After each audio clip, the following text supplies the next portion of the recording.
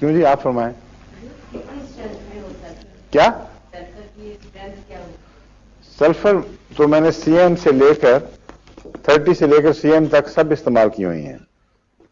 Depend کرتا ہے کون سی بیماری. اب میرا جو نیا رجحان ہے وہ یہ ہے کہ کینسر میں سلفر کو بہت اونچا دیتا ہوں، اور سلیشیا بھی سی ایم، اور ابھی ریسنٹ کیسز میں 2-3 جگہوں میں بہت اچھا نمایاں اثر پڑا ہے. جو بالکل غیر گزرے کیسز تھے ان کی اطلاع ملی ہے، وہ واپسی شروع ہو گئی ان کی اللہ کے فضل سے.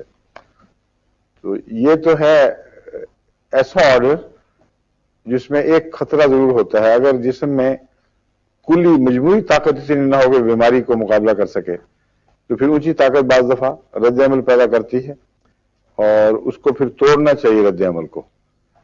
یہ نہ سمجھیں کہ رد عمل ہو گیا ضرور اچھا ہوگا. بعض حالتوں میں اکثر جو کینسر میں نے دیکھا ہے کہ دوا فائدہ دے تو رد عمل نہیں ہوا کرتا، کیونکہ کینسر اس جگہ کی دوا ہے جو رد عمل والے حصوں سے پیچھے واقع ہے، اور اگر اس میں ہو جائے تو اس کا مطلب ہے طاقت نہیں ہے مریض میں، اور اس میں محض تکلیف ہوگی اور اس کو فائدہ کی توقع نہیں ہے.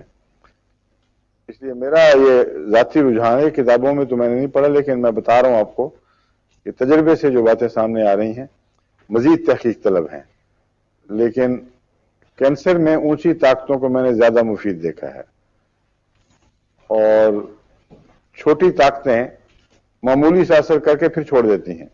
200 طاقت میں بھی میں نے دیکھا ہے تھوڑی دیر فائدہ دیا پھر چھوڑ دیا تو معلوم ہوتا ہے وہ گہری ہیں اور زیادہ چاہیے. لیکن خطرہ بس وہی ہے رد عمل کا. اگر رد عمل ہو اور تکلیف بڑھے اور فائدہ نہ پہنچے تو ہر ایک اس دوا کا اینٹی ڈوٹ آپ کو پہلے معلوم ہونا چاہیے، اور وہ بلا تاخیر شروع کروا دیں. سمجھ گئے؟